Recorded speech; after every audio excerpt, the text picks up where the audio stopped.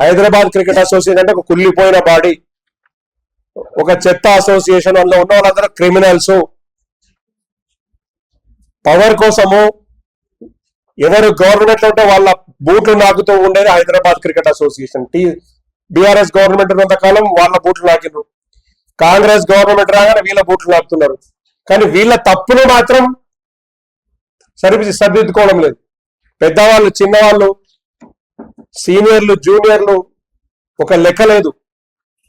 Conflict of interest అనే ఒక rule ఉంది. కాన్ఫ్లిక్ట్ ఆఫ్ ఇంట్రెస్ట్ కింద హైదరాబాద్ క్రికెట్ అసోసియేషన్ ఏదైతే ఇప్పుడు ఇంటర్ డిస్ట్రిక్ట్ లీగ్ అనేది ప్రపోజ్ చేసిందో, జి వెంకట స్వామి, రండి please, G Venkata Swamy memorial T20 inter district అని పెట్టారండి. అసలు హైదరాబాద్ క్రికెట్ అసోసియేషన్ తో లింక్ లేకుండా వెంకటస్వామి గారి పేరు మీద, ఆయన పెద్ద స్వాతంత్ర సమరయోధుడు ఉండే తెలంగాణకు అనుకుందాం. వారి అబ్బాయిలు కుబేర్లు, డబ్బులున్న వాళ్ళు ఇద్దరు కూడా అన్నదమ్ములు. వివేక్ గారి మీద, వినోద్ గారి మీద మాకు ప్రాక్టికల్ గా ఎటువంటి ఇబ్బందులు లేవు, పర్సనల్ గా ఏమీ లేవు. కానీ హైదరాబాద్ క్రికెట్ అసోసియేషన్ తో ఎందుకు ట్యాగ్ అవుతున్నారు? మీరు సొంతంగా చేసుకోండి. గవర్నమెంట్ లో మినిస్టర్లు ఉన్నారు కదా, గవర్నమెంట్ సహకారంతో టోర్నమెంట్ చేసుకోండి మీ ఆయన పేరు మీద. Hyderabad cricket association is bound by BCCI constitution.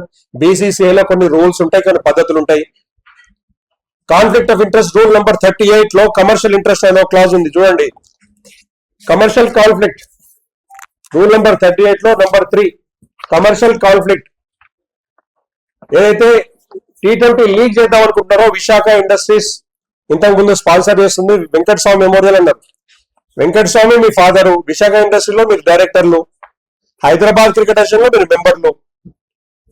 ఒక వ్యక్తి ఒకటే రోల్లో ఉండాలి, ఒకటే పని చేయాలి, కమర్షియల్ ప్రయోజనాలు ఉండకూడదు అని దేశవ్యాప్తంగా ఎవరెవరైతే ఇన్వాల్వ్ అయినారో, అది టెస్ట్ క్రికెటర్లు కావచ్చు, కంపెనీస్ కావచ్చు, ఐపీఎల్ టీమ్ ఓనర్స్ కావచ్చు, బీసీసీఐ సంబంధించిన టోర్నమెంట్ల స్పాన్సర్లు కావచ్చు, అందరినీ కూడా ఒకరు ఒకటే పాత్ర వహించాలి, ఒకటే రోల్ ఉండాలని క్రిస్టల్ క్లియర్ గా చెప్తూ వచ్చింది.